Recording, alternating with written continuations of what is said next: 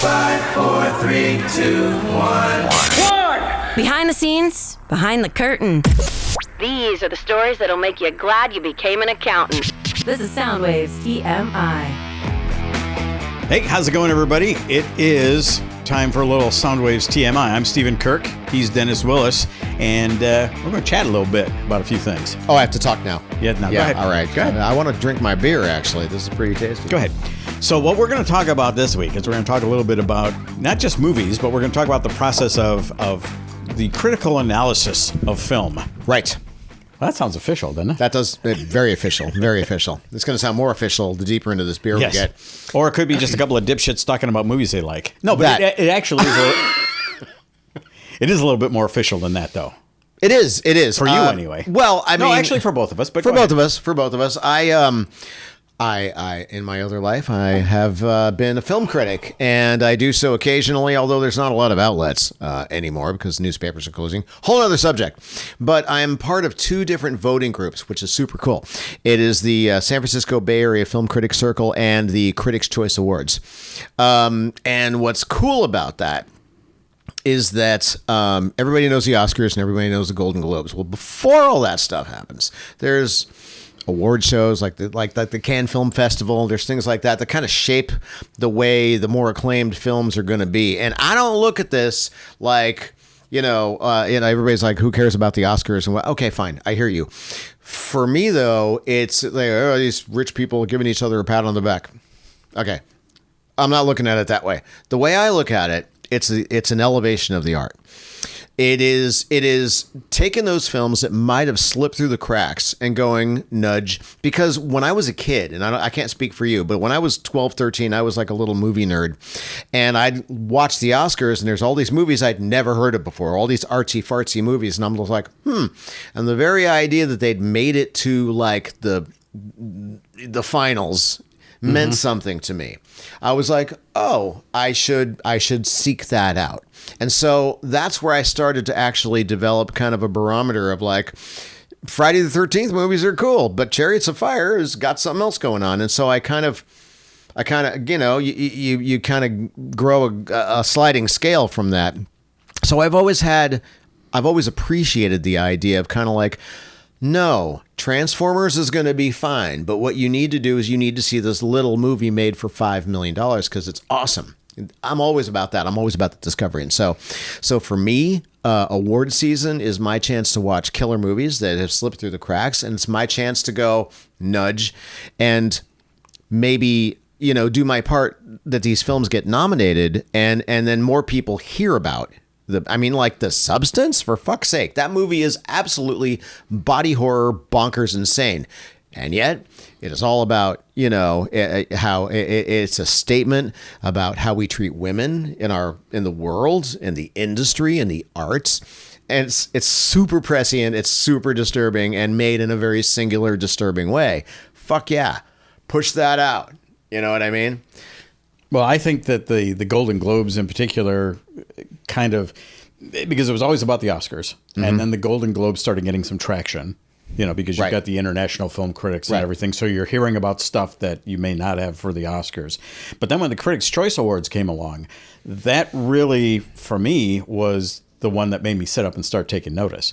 Not just because we got to go to the big show every once in a while and hang out with celebrities and stuff like that, but it was more about the content. And yeah, they're all popularity contests. There are the movies and the actors that are going to get the nod and the accolades because whether it's their history that you're getting this because of your long career and you finally deserve. Yeah. But still, the other films that are nominated, the other performances that are nominated for stuff like that in the Critics' Choice Awards, I always thought were an opportunity to elevate the films that you didn't hear about, And me as a member of the Screen Actors Guild, there's been a few years where I've been chosen to be on the nominating committee as well, like you are with the Critics' Choice Awards. And I always took that very seriously. And there's a lot of stories that go around about people with the Motion Picture Academy, where it's somebody big and famous and all that sort of stuff, and they'll get their screeners and all that, and then they'll hand it off to the nanny and say, "What do you think?" Jeez, yeah. And they don't even bother to look at it.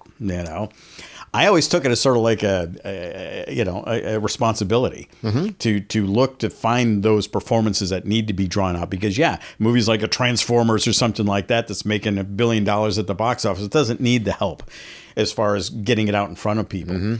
When you've got an actress that may be an Academy Award winning actress or an actor that is really known for a thing, but they're doing these smaller films because they want to have a performance that means something, as opposed to just these are the opportunities that I always feel personally responsible for. To give these people who put on these great performances a platform and to be able to elevate them to go, yes, look at this. Everybody know it.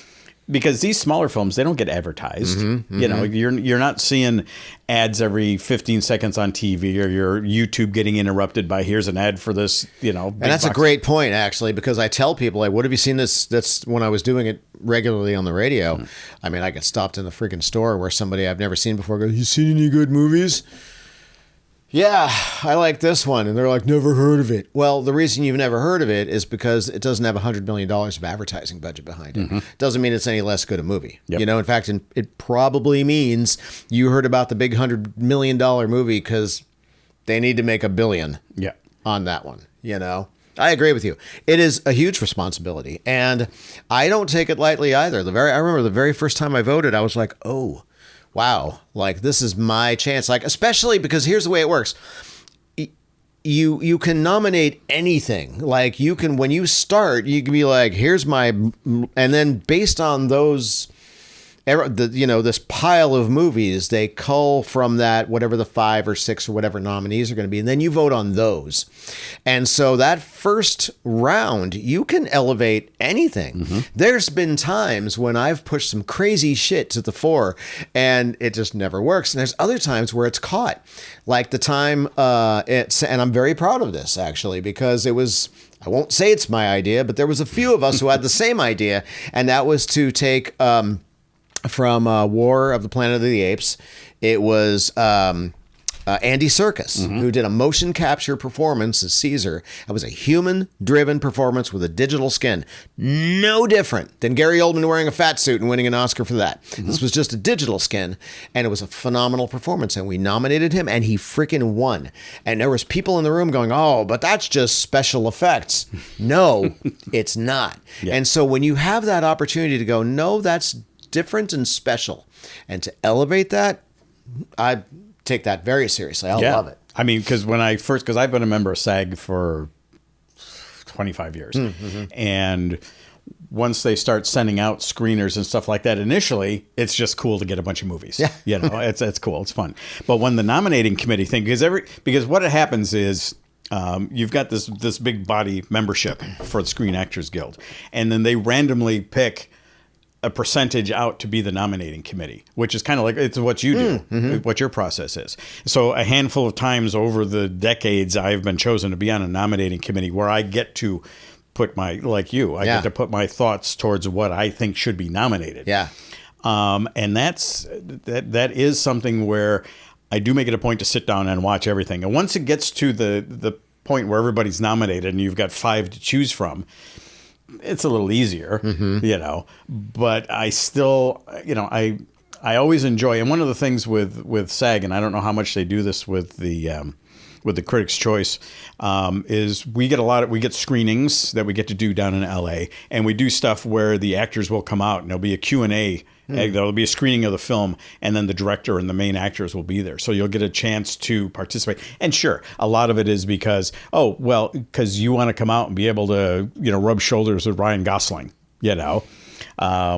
which in itself is cool. I mean, But still, it gives you an opportunity as an actor. And it's a promotional opportunity, because SAG doesn't pay for that. The studios pay for setting up the screenings and stuff like that. So you get a chance to come out and hang out with the stars and talk to the director. Oh, you're an actor. Oh, well, now you get to, get in front of this director that did this. Like anything ever is going to come of that. Right.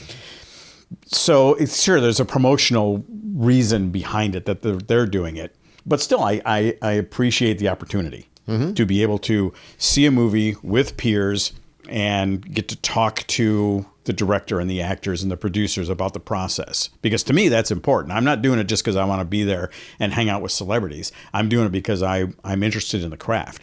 And I mean, we're both film fans, and we like to make product. So to be able to get that insight to the process, how a director will visually represent an idea that may not be, here's what's on the page, but here's what I want to say with that. To be able to hear that from them and to see their process, that's priceless. It is. And, you know, when we came up in the era of all these websites that had, you know, there was screenwriting advice and screenwriting gurus, and you could upload to Coppola.com and, you know, have your peers and all that. Remember that?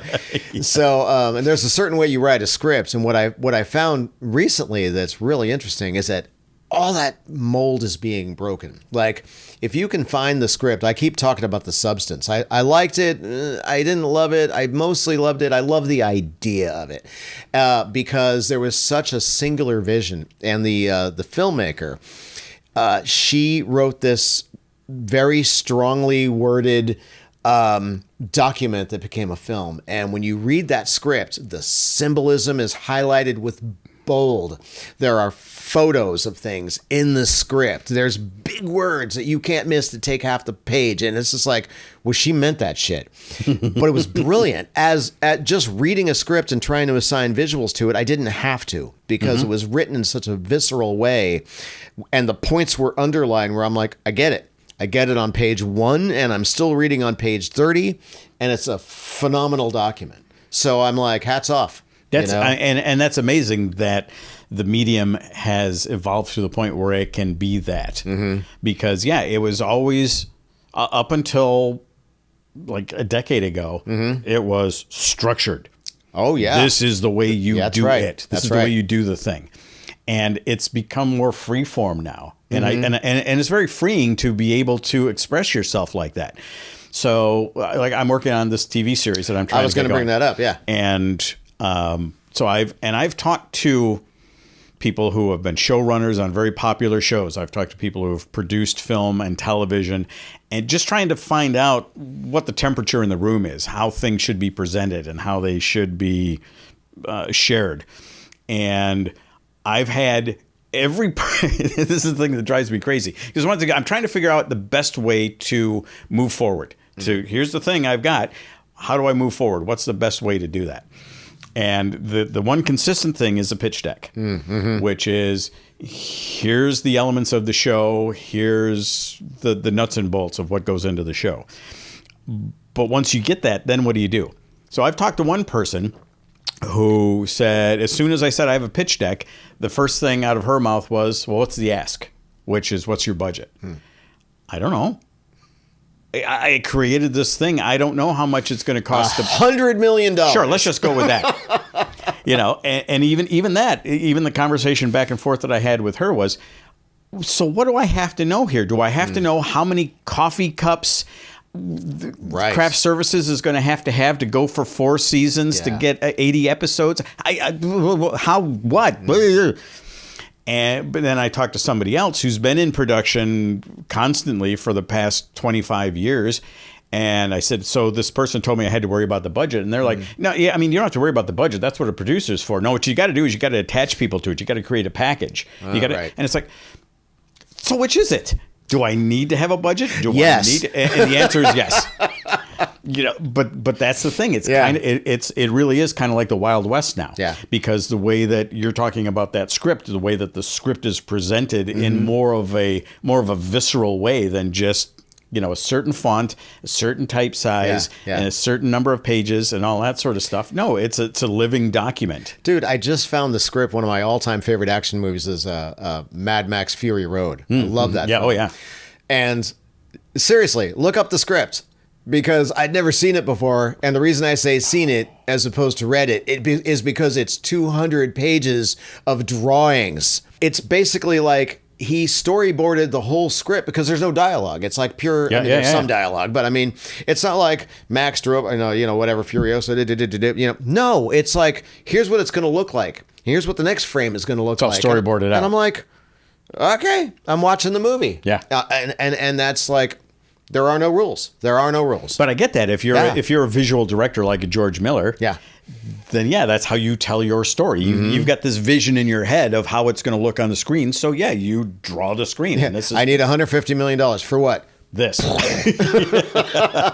There it is. But I get it. But then again, George Miller is George Miller. You can get away with that shit. You can say, that trust me, because he's got a reputation. People know that George Miller's going to produce. He's going to give you what you need. But for the rest of us schmoes, whether we're working on a documentary or trying to launch a TV series or something like that, it's difficult at this time because on the one hand, you've got all these different outlets for media. Right. I'll sit down and go on Roku and look for something to watch.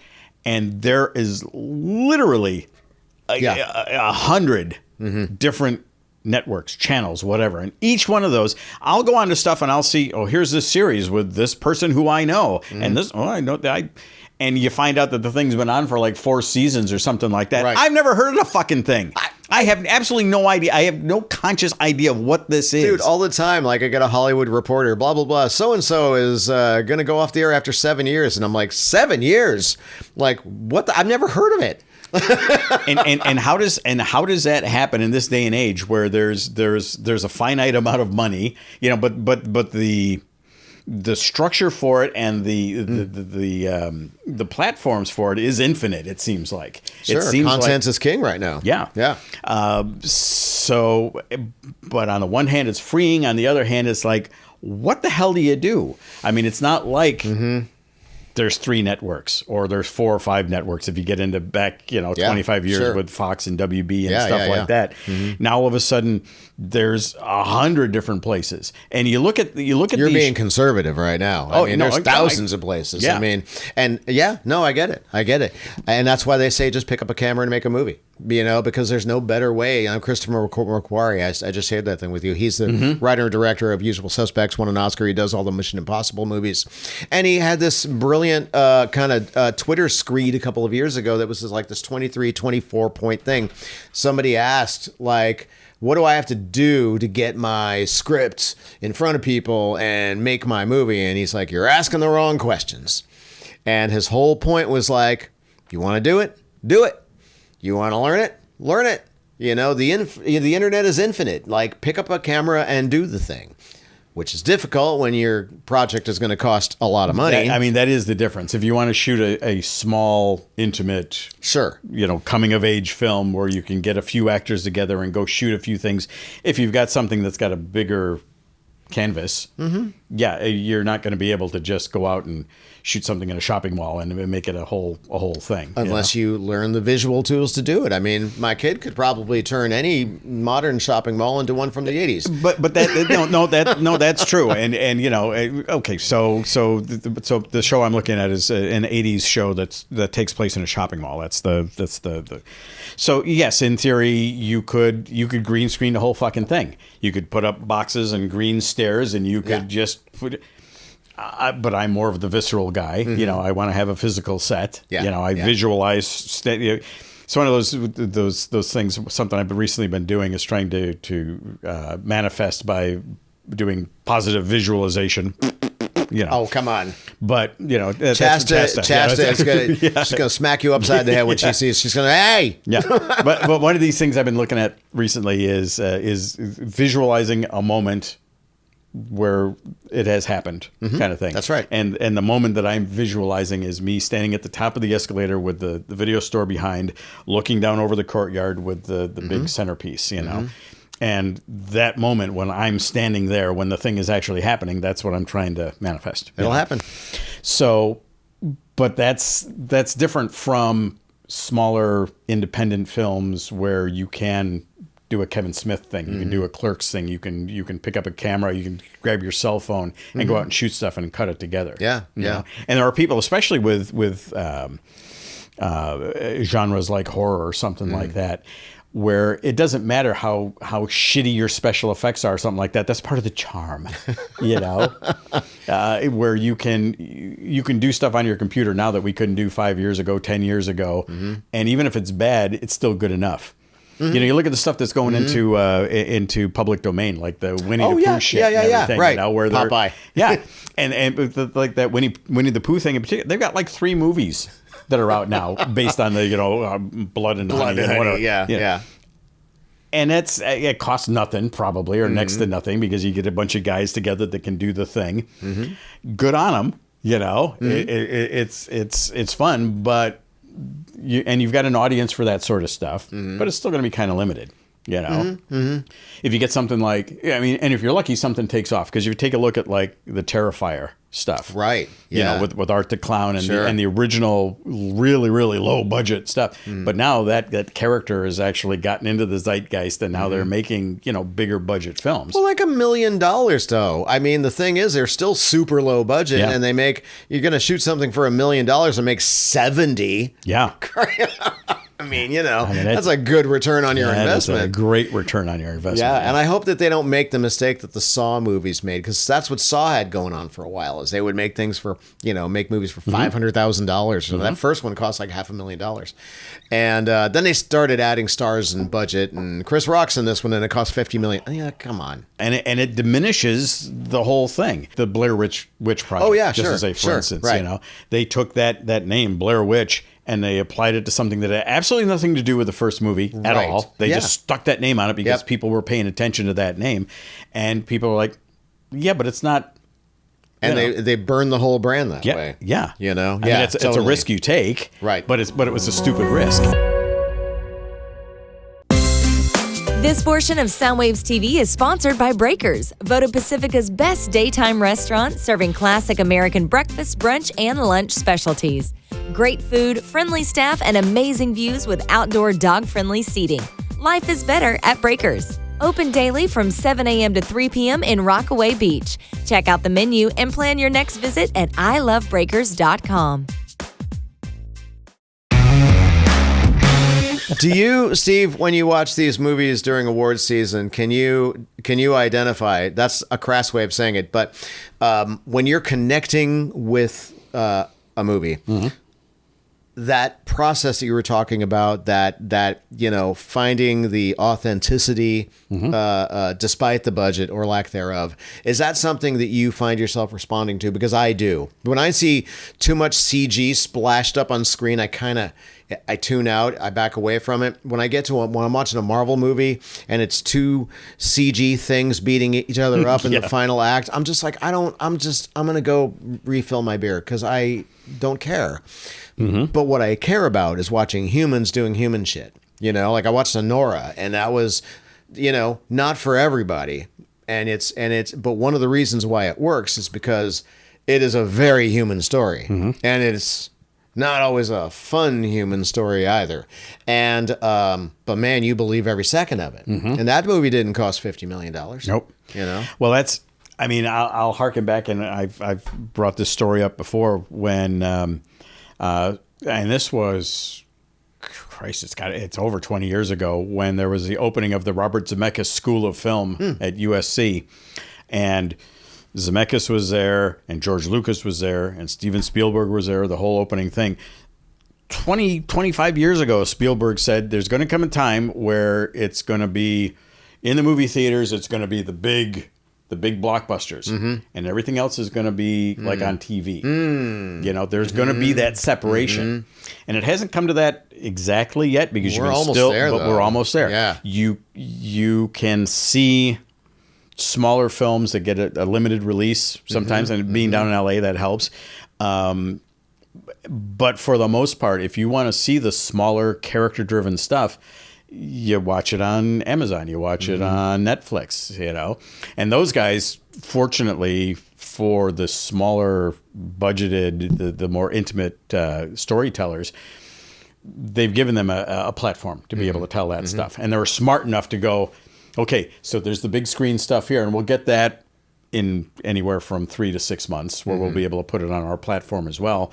But this smaller stuff, that premieres on Netflix or Amazon Prime or something like that, where they've got a home for that smaller, more intimate stuff. And I enjoy both. I mean, I'm not going to lie to you. I will go to the theater to see like an Avengers movie or a Star Wars movie or something like that, because I want to see it on the big screen. I want to experience the majesty and the, but there is stuff that I am willing to watch on a smaller screen at home.